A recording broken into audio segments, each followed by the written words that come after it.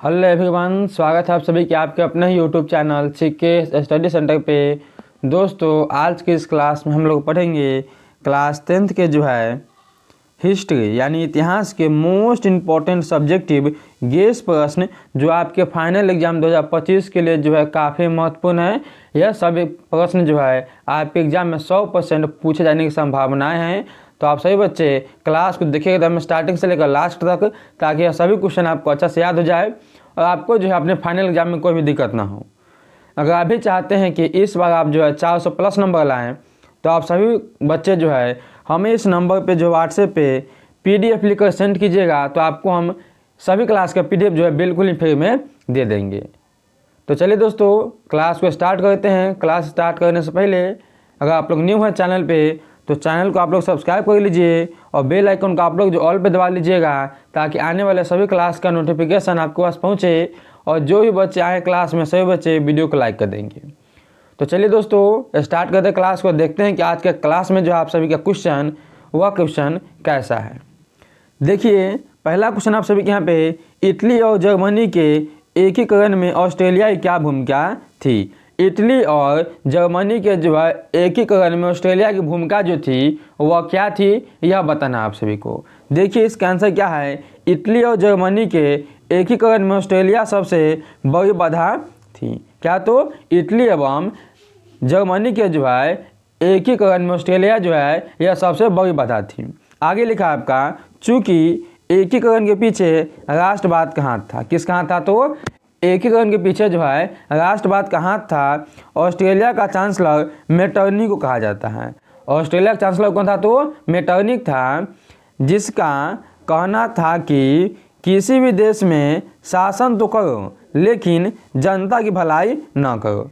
जो यह मेटरनी था, यह ऑस्ट्रेलिया का चांसलर था और यह कहता था कि किसी भी देश में अपना शासन कीजिए, यानी राज कीजिए, लेकिन वहाँ के जो जनता लोग हैं, वहाँ के जो जनता लोग हैं, इनकी भलाई मत कीजिए, केवल अपनी भलाई कीजिए। ऐसा लेनिन कहते थे। सॉरी, लेनिन नहीं, बल्कि क्या इसमें वो मेटरनी कहते थे। ठीक है ना। हमें उम्मीद है कि आपको समझ में आया होगा। समझ में आया सभी बच्चे को, तो सभी बच्चे वीडियो को लाइक कर देंगे। चलिए अब आगे देख लीजिए। अगला आप यहाँ पे क्वेश्चन नंबर 2। चलिए 2 नंबर क्वेश्चन देख लीजिए। बोला आप सभी के यहाँ पे, इटली और जर्मनी के एकीकरण में नेपोलियन का क्या योगदान था। इटली और जर्मनी के एकीकरण में जो नेपोलियन था, इसका क्या योगदान था। इसका देख लीजिए आंसर। लिखा आप सभी का, इटली और जर्मनी के एकीकरण में नेपोलियन का अहम योगदान था, यानी बहुत ही इसका योगदान था। आगे लिखा है, उन्होंने इटली और जर्मनी को भौगोलिक परिस्थितियों से बाहर करके वास्तविक सत्ता दिखलाने का कार्य किया। क्या किया था? तो यह नेपोलियन जी यह इटली और जर्मनी को भौगोलिक परिस्थिति, यानी उनकी जो भौगोलिक स्थिति थी, उससे बाहर निकाल कर उसको सत्ता दिखलाने का काम किया। फ्रांस की क्रांति में राष्ट्रीयता की सिद्धांत को जन्म दिया। क्या? तो फ्रांस की क्रांति में राष्ट्रीयता की सिद्धांत को जन्म देने वाले कौन हैं? यह भी आपके नेपोलियन साहब हैं। चलिए आगे देख लीजिए। आगे लिखा आप सभी के यहाँ पे है कि 300 छोटे बड़े राज्यों को केवल 33 राज्यों में परिवर्तित कर दिया तथा 1806 ईस्वी में जर्मनी राइन संघ का निर्माण किया। जो जर्मनी था, यह 300 छोटे बड़े राज्यों में विभक्त था। इसको नेपोलियन ने केवल और केवल 33 राज्यों में ही परिवर्तित किया, यानी 33 राज्य सभी को बना दिया। और 1806 में इसने जर्मन राइन संघ का निर्माण भी किया था, यानी स्थापना भी किया था। तो हमें उम्मीद है कि आपको यह भी क्वेश्चन समझ में आया होगा। चलिए अब आगे देख लीजिए। आगे आप सभी के यहाँ पे है क्वेश्चन नंबर 3। 3 नंबर क्वेश्चन क्या आप सभी का, कि मार्क्सवाद के आदर्श को लिखे। जो मार्क्सवाद थे, इनके आदर्श क्या थे, यानी इनका उद्देश्य सब क्या था, वह लिखना है यहाँ पे। चलिए इसका आंसर देख लीजिए।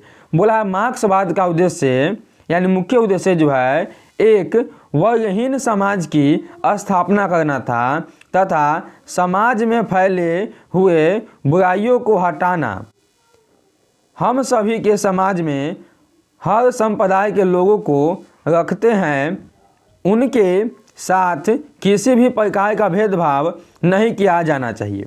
जो मार्क्सवाद थे, इनका एक उद्देश्य था कि एक ऐसा समाज बनाया जाए जिसमें सभी जाति के लोग हो और सभी में जो है कोई भी भेदभाव ना हो, सभी के बीच जो है एकता की स्थापना हो जाए और सभी जो है एक जो है साथ रहकर सभी अपना जीवन व्यतीत करें। ऐसा उद्देश्य जो था यह मार्क्सवाद का था। ठीक है ना, आपको समझ में आया होगा, हमें उम्मीद है बाबू। तो चलिए अब देखते हैं अगला क्वेश्चन 4 नंबर। बोला आप सभी के यहाँ पे है कि पूंजीवाद क्या है। यह भी आपके लिए जो है बहुत इंपॉर्टेंट क्वेश्चन सब है कि पूंजीवाद क्या है। देखिए इसका आंसर लिखा गया आप सभी के यहाँ पे है, यह एक प्रकार की राजनीतिक एवं आर्थिक संस्था होती है जो निजी लाभ और निजी संपत्ति के बारे में सोचता है। क्या? तो यह एक जो है राजनीतिक एवं आर्थिक संस्था होती है जो निजी लाभ यानी अपने लाभ, ठीक है ना, और अपनी संपत्ति के बारे में सोचता है, पूंजीवाद कहलाता है। समझ गए ना, यानी ऐसा संस्था जो राजनीतिक एवं आर्थिक संस्था होती है जिसमें केवल निजी लाभ यानी अपनी लाभ और अपनी संपत्ति के बारे में ही सोचा जाता है, इसे हम जो है कहते हैं पूंजीवाद। आगे लिखा आप सभी का, इसके उत्पादन के साधनों पर सरकार का अधिकार नहीं होता है, यानी इसके जो है उत्पादन में सरकार का भी कोई भी हाथ नहीं होगा, इस पर सरकार कोई भी अधिकार जो है नहीं होगा, बल्कि कोई निजी संस्था का हाथ होता है। क्या? तो इस पर सरकार का अधिकार नहीं होता है, बल्कि किसी जो है एक निजी व्यक्ति यानी निजी संस्था का जो है हाथ होता है इसमें। ठीक है, हमें उम्मीद है कि आप इसे भी समझ गए होंगे। अब चलिए देखते हैं आपका पंचमा क्वेश्चन क्या आप सभी का। चलिए क्वेश्चन देख लीजिए क्या लिखा आप सभी के यहाँ पे। बोला आप सभी का, उपनिवेशवाद क्या है। उपनिवेशवाद जो है यह क्या है, इसका आंसर देख लीजिए। आंसर क्या आप सभी का, जब कोई शक्तिशाली एवं उन्नत देश किसी कमजोर देश के ऊपर अपना शासन और नियंत्रण स्थापित कर लेता है उसे उपनिवेशवाद कहते हैं, यानी उपनिवेश कहा जाता है। यहाँ पर कहने का मतलब क्या है कि जब कोई मतलब शक्तिशाली देश जो है किसी छोटे देश यानी अपने से जो है कम शक्तिशाली देश पर जो है कब्जा कर लेता है, यानी अपना जो है अधिकार जमा लेगा, उसे हम कहते हैं क्या? तो उपनिवेश। क्या कहते हैं? इसे हम कहते हैं उपनिवेशवाद। ठीक है ना, समझ गए। चलिए आगे देख लीजिए, आगे लिखा, और उपनिवेश स्थापित करने की क्रिया को हम लोग क्या कहते हैं? तो उपनिवेशवाद कहते हैं। यह जो स्थापित किए हैं ना, इसी को क्या कहेंगे? इसी को हम कहते हैं उपनिवेशवाद, जिसमें तानाशाही शासक होता है जो सांस्कृतिक, आर्थिक, राजनीतिक क्षेत्रों पर जमकर शोषण करता है और अधिक से अधिक लाभ कमाता है। जो आपका उपनिवेशवाद में जो शासक होता है यह बहुत तानाशाह होगा, जो सांस्कृतिक, आर्थिक और राजनीतिक क्षेत्रों पर जो है अपना जमकर शोषण करता है और जो अधिक से अधिक जो है लाभ कमाता है। ठीक है ना, यह आपका है उपनिवेशवाद। समझ गया ना, कहने का मतलब है जब कोई शक्तिशाली देश जो है किसी कमजोर देश पर अपना शासक स्थापित कर लेगा उसे हम कहेंगे उपनिवेश, और जो स्थापित करने की प्रक्रिया है इसको हम कहते हैं उपनिवेशवाद। उपनिवेशवाद में जो है एक बहुत ही तानाशाह शासक की आवश्यकता होती है जो सांस्कृतिक, आर्थिक एवं राजनीतिक क्षेत्रों पर जो है जमकर शासन करता है और अधिक से अधिक जो वहाँ से लाभ कमाता है। ठीक है, चलिए आगे देख लीजिए। आगे आप यहाँ पे क्वेश्चन नंबर 6। क्वेश्चन आप सभी का कि क्रांति के पहले रूस की किसानों की स्थिति कैसी थी। क्रांति से पहले जो है रूस में जो शासक यानी किसान जो थे उनकी जो है स्थिति कैसी थी, इसका देख लीजिए आंसर लिखा है यहाँ पे। क्रांति से पहले रूस की किसानों की स्थिति दयनीय थी क्योंकि वे अपने खेतों में पुराने तकनीकों से खेती किया करते थे, जिससे फसल का पैदावार बहुत कम होता था। साथ ही शासक के द्वारा किसानों पर टैक्स लगा दिया गया था। यानी क्रांति से पहले क्या था, तो जो किसान सब थे वो पुरानी तकनीक से खेती करते थे, जिस कारण वहाँ पे जो है खेत से जो है अनाज कम उपजता था, और इस कारण जो है वहाँ पर जो मतलब इसके बाद भी जो एक तो कम धान उपजता था, यानी कोई भी जो है फसल कम होता था। उसके बाद जो है जो मतलब अनाज होता था उसमें से भी जो है सरकार टैक्स लगा दिया था कि तुमको जो है इतना हमको देना है, और कम अनाज हुआ इसके बावजूद भी हमें सरकार को टैक्स देना है। यह सब जो है रूसी क्रांति से पहले जो है ना मतलब किसानों की स्थिति थी। ठीक है ना। तो चलिए अब देखते हैं हम लोग संतमा क्वेश्चन।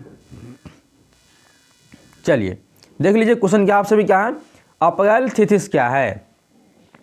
अप्रैल थिथिस जो है यह क्या है। देखिए इसका आंसर लिखा आपसे भी क्या है, अप्रैल थिथिस, यानी इसका गठन जो है 16 अप्रैल 1917 को लेनिन के द्वारा किया गया था, जिसका उद्देश्य जो है करेंसी की सरकार को गिराने के लिए लेनिन पेट्रोगाड शहर पहुंचता है और अपना जोरदार भाषण देकर जनता को आकर्षित कर लिया और नारा दिया कि तुम्हें क्या चाहिए, भूमि, शांति और रोटी चाहिए कि युद्ध और भूखमरी चाहिए।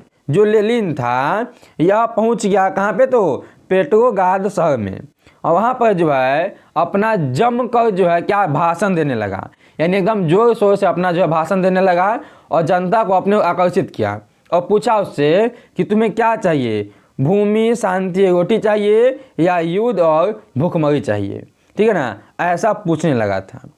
और जो अप्रैल थिथिस है इसका गठन किसने किया, तो लेनिन ने किया था।